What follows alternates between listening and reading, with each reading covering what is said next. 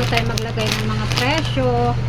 Sunod naman natin gawin ay ilagay sa lagayan. Akin na action mga lagayan. Ay, hindi! Ano pala, gunting. Lagyan natin ng butas. Ito.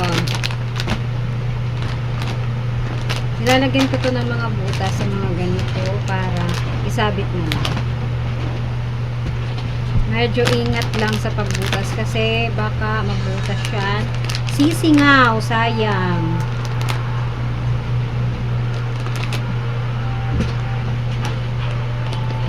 Ganyan lang.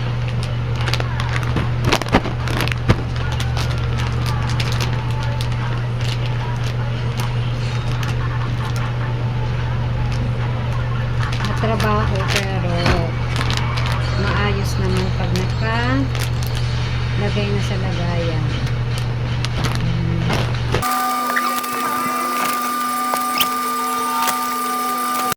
Yan.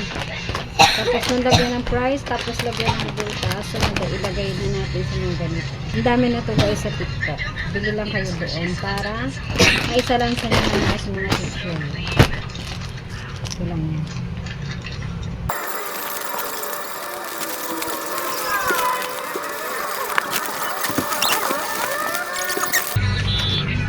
Yan! Ganda na! Guys, oh, ang ganda 'di ba? Si Cassie pa ito. Oh, 'di ba? Napakaano siya, organized. Yan.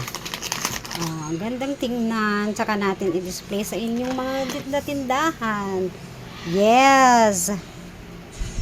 Thanks for watching.